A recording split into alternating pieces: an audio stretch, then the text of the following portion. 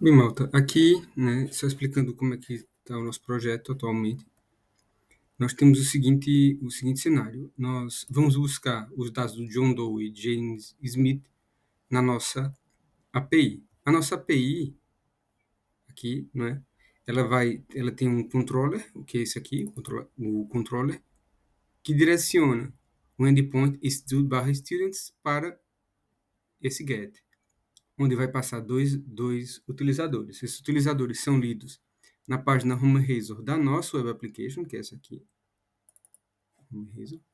Então, na API Service, que é a nossa interface, ele vai buscar o getStudentsAsync direcionando para o endpoint, que a gente configurou na nossa API. Então, aqui API com endpoint, aqui Web Application consumindo a API nesse mesmo endpoint.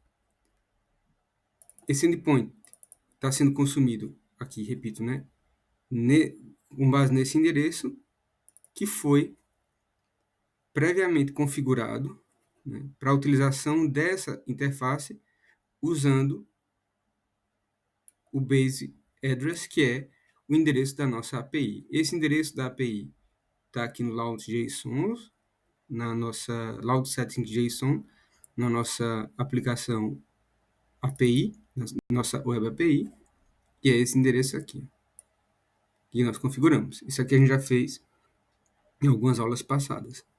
Qual é o nosso próximo passo agora? Então, é fazer com que o Student Controller ele vá buscar os dados no vai buscar os dados na base de dados, na nossa tabela. Então, como eu dizia, para isso nós vamos ter que configurar nossa Web Application para API, nossa Web API, para receber os dados do DB Context. Para isso, primeiro a gente vai fazer aqui uma referência do projeto. Então, carregamos como botão direito do rato na API, Application API, vamos vir em Add, Project Reference, carregamos aqui marcamos esse pisco aqui para .NET Application DB Context, carregamos em OK. Agora já temos a referência adicionada. Próximo passo, a gente precisa adicionar aqui uma interface que a gente não fez, não tinha feito. Vamos aqui em Modules, botão direito do rato, Add, Class. E para que essa interface serve? Ela serve para que a gente possa contratualizar as obrigações que o desenvolvedor tem que colocar dentro do sistema. Isso quer dizer que a interface ela se serve como um contrato em que quando eu pretendo que todas as vezes que determinada coisa seja implementada dentro de um sistema, quando há essa pretensão, nós utilizamos interfaces que ajudam-nos a ter esse tipo de contrato, né, de obrigação. Ou seja, então, a gente chama as interfaces com I maiúsculo, começando sempre assim, e vamos colocar o mesmo nome, perdão, base entity, db context, perdão, eu fiz, não é aqui, tá? Perdão, aqui, não é aqui é aqui no db context data, exatamente, db context data, add class, sim, interface agora. Então, nós colocamos o nome da interface sempre com a letra maiúscula. E ela vai ter o nome do objeto que nós queremos, da classe que a gente quer implementar. Por exemplo, business context. A gente deveria ter primeiro criado a interface para depois criar a classe, porque a interface diz o que a classe vai precisar criar. Mas não tem problema, aqui está a interface, vamos adicionar. Ela é uma interface pública e ela vai ter, por padrão já, inicialmente, o db7, que vai ser um public db7 do tipo entities student, que nós vamos chamar de students. Aqui ele não tem o entities porque a gente precisa fazer um using. Deixa eu ver aqui. Vamos fazer aqui o using .NET DB Context Entities. É isso. Deixa eu ver aqui. Está tudo ok. É isso. Nem precisaria a gente fazer o entities, mas já está aqui o student, já está Correto. Próximo passo, vamos aqui agora na nossa classe, que vai implementar a interface, e adicionar essa interface aqui, né? Que seria iBusinessContext. Então, tudo que eu tiver lá, por exemplo, se eu tiver um método, vou dar um exemplo aqui, né? Se eu tiver um método que seria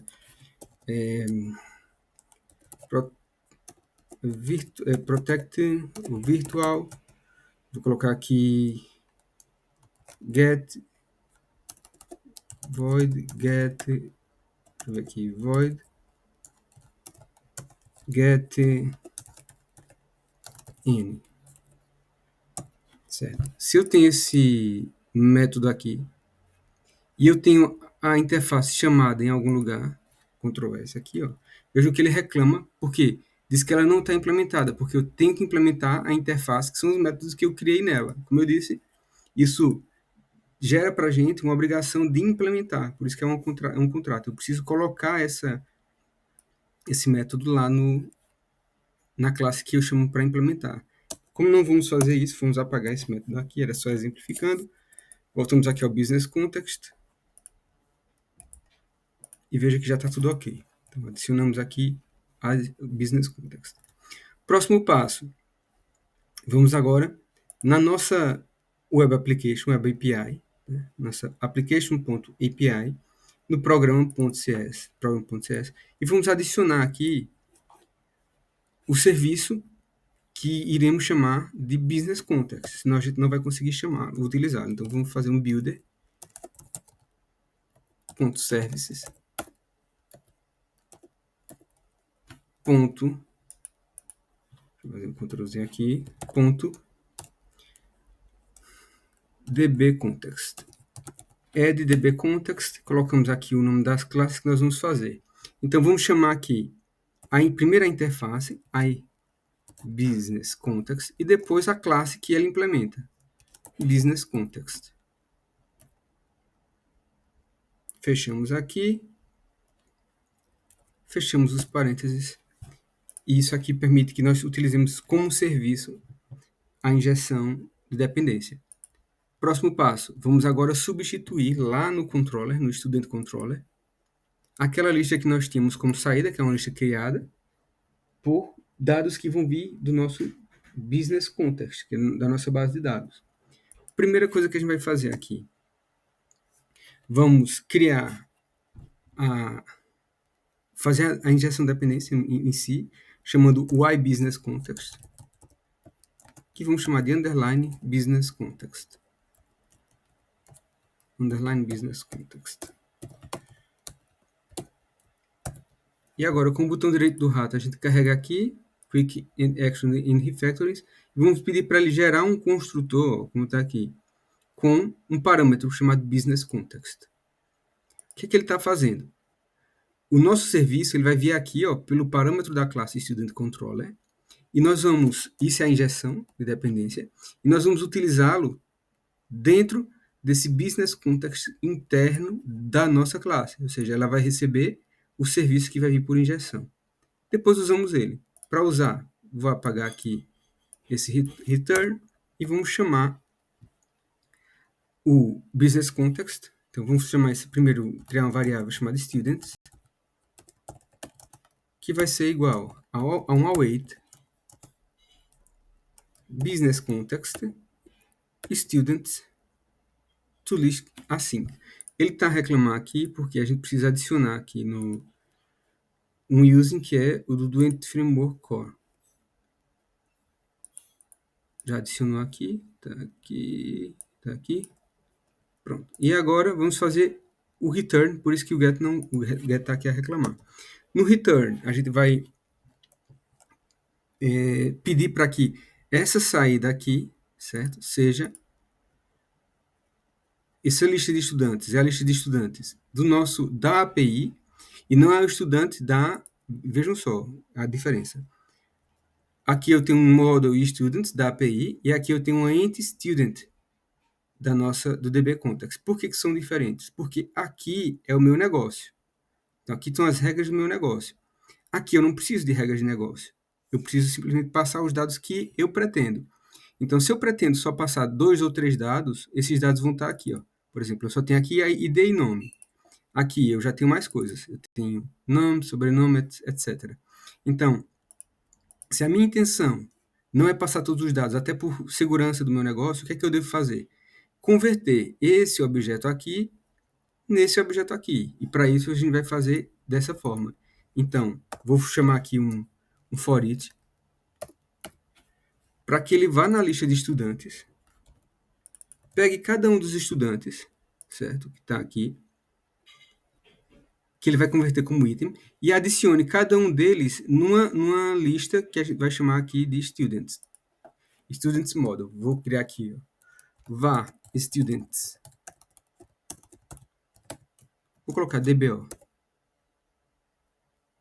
DBO data, não, DTO, data transfer object, que vai ser igual a uma new enumerable student. Acho que a gente não consegue fazer um new enumerable. Deixa eu ver aqui.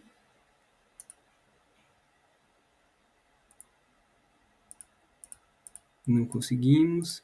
Eu vou modificar isso aqui para facilitar a vida da gente. Isso aqui vai virar uma lista. Tá? Isso aqui também vai virar uma lista. Mais fácil de sair. Pronto. Ganhamos tempo com isso.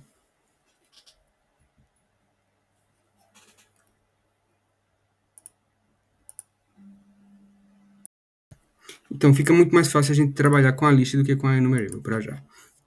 Então aqui nessa lista de estudantes, vamos passar para o estudante DTO. Então vamos criar aqui um new student. Na verdade, vamos fazer para isso, vamos fazer o seguinte.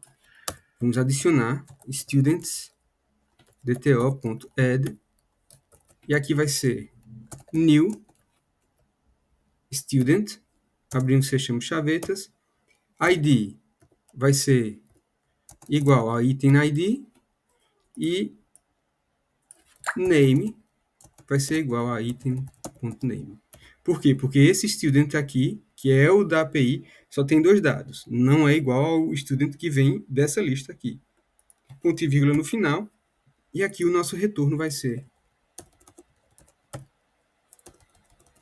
if, vamos fazer assim, students dto.n, se tem alguma coisa, ele vai retornar return students. Deixa eu ver se a gente consegue fazer um return ok. Não, nós vamos ter que retornar a lista aqui. Então, return students ponto students dto. Pronto. Se não, ele vai fazer um return new list student vazia. Ou seja, se tem dados, passa. Se não, vai passar uma lista vazia. Pronto. Com isso, a gente vai conseguir. Agora eu vou fazer um start aqui no projeto. Deixa eu ver só o quanto tempo eu tenho.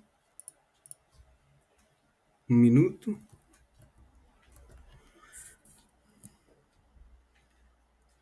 O que é que vai acontecer agora? Se tudo correr bem, a nossa lista deve vir vazia aqui. Pronto, exatamente. Não veio nada porque na API não tem nada. Na base de dados não tem nada aqui. Ó. Por exemplo, eu vou me buscar aqui no Students. Tá? Vem aqui uma lista vazia. Eu vou colocar só 2 itens lá dentro da lista. Deixa eu ver se eu consigo fazer isso. Vou pausar aqui para eu conseguir fazer isso com tranquilidade. Pois bem, pessoal, eu consegui aqui adicionar 2 linhas na minha tabela, na minha base de dados, na tabela Students. E agora esses students devem aparecer lá na API. Aqui eu já fiz um get para testar. E agora vamos fazer um teste aqui na nossa página. Vou testar aqui. E vejam lá, temos aqui os 2 utilizadores que estão na minha base de dados.